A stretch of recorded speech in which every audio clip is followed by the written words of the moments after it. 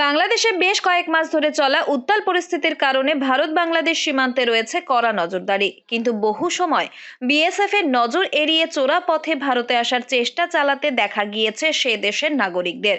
পাশাপাশি ভারতেও বেশ কয়েকজন বাংলাদেশি জঙ্গি ধরা পড়েছে ইতিমধ্যেই। সেই জায়গায় দাঁড়িয়ে ভারত বাংলাদেশ পেট্রাপোল সীমান্তের ছয়ঘরিয়া পঞ্চায়েতের তরফে এলাকার মানুষদের নিরাপত্তা সুনিশ্চিত করতে 10টি গ্রাম ও 23টি বুথ এলাকার যশোর রোড সহ গুরুত্বপূর্ণ রাস্তার সংযোগস্থলগুলিতে বসানো হলো অত্যাধুনিক সিসিটিভি ক্যামেরা।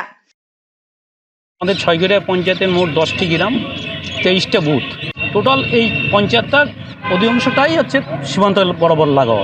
ভারত বাংলাদেশের যেটা একটা অশান্তির বাতাবরণ সৃষ্টি হয়েছে, তাতে বিভিন্ন মহল থেকে আমরা যে পর্যন্ত খবর পাচ্ছি এবং বিভিন্ন জায়গাতে লোক, যেহেতু পেট্রাপোল চেকপোস্টটা একদম জয়ন্তপুর বাজারের উপরে অবস্থিত, বিভিন্ন জায়গাতে লোকজন যেখানে যেভাবে আনাগোনা হচ্ছে আমরা তার বুঝতে পারছি না, এবং জঙ্গি যেভাবে আর রাজ্যে ধরা পড়ছে, বিভিন্ন টাইপের লোকজন এখানে আসা যাওয়া করে। এখন কার কোথায় কী আছে আমরা তার বুঝতে পারছি না। আমরা বুঝি এই জন্য সিসি ক্যামেরা লাগানোর ক্ষেত্রে প্রশাসনের দিক থেকেও একটা স্বাভাবিক হয়েছে, যে মূল্যায়ন করার জন্য পঞ্চায়েতের পক্ষ থেকে আরও আধিকারিক যারা আছে তাদেরও একটা সুবিধা হয়েছে।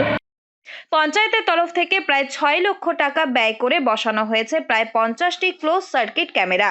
পেট্রাপোল সীমান্ত লাগোয়া ছয়ঘরিয়া পঞ্চায়েতের জয়ন্তীপুর বাজার, জামতলা, হরিদাসপুর, ছয়ঘরিয়া সহ একাধিক এলাকায় এই ক্যামেরার মাধ্যমে নজরদারি চালানো হচ্ছে। একদিকে যেমন পুলিশ প্রশাসন নজরদারি চালাতে পারবে, পাশাপাশি পঞ্চায়েতের তরফ থেকেও বিশেষ নজর রাখা হবে এলাকার মানুষদের গতিবিধির উপর বলেই জানান ছয়ঘরিয়া গ্রাম পঞ্চায়েতের প্রাক্তন প্রধান প্রসেনজিৎ ঘোষ। এটা বর্ডার কেন্দ্রিক পঞ্চায়েত এবং সীমান্তবর্তী পঞ্চায়েত।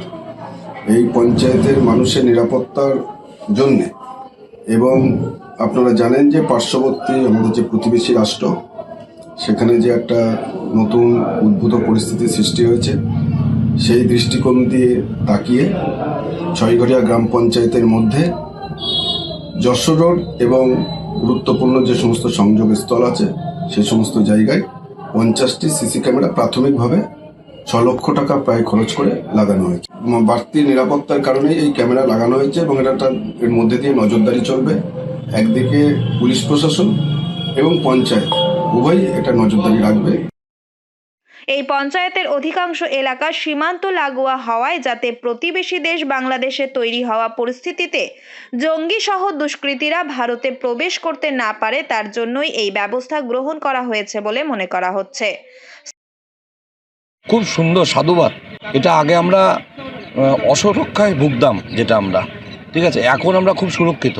কেননা বাংলাদেশের যেভাবে টেররিস্ট ওরা ছেড়ে দিয়েছে জেল থেকে, সেগুলো সব ইন্ডিয়ামুখী। ওরা আমাদের খাবে, আমাদের পড়বে, আর আমাদের দেশে কীভাবে ধ্বংস করতে হয় সেটা ওদের সবসময় মেনটেনিং করে, ঠিক আছে। সেক্ষেত্রে আমাদের পঞ্চায়েত এবং পুলিশ প্রশাসন সিসি ক্যামেরাটা লাগিয়েছে, পুরো মনিটরিং করছে, যেখানে অসুবিধা দেখছে ওরা সেখানে ছুটে যাচ্ছে। এগুলো খুব ভালো। স্থানীয় প্রশাসনের তরফে সিসিটিভি ক্যামেরা বসিয়ে নজরদারি চালানোর প্রশংসা করেছেন এলাকার মানুষজন। ফলে সীমান্ত এলাকার ছয়ঘরিয়া পঞ্চায়েতের নিরাপত্তা কিছুটা হলেও বাড়ল বলেই মনে করছে সচেতন নাগরিকরা। উত্তর 24 পরগনা থেকে রুদ্র নারায়ণ রায়ের রিপোর্ট, লোকাল 18 বাংলা।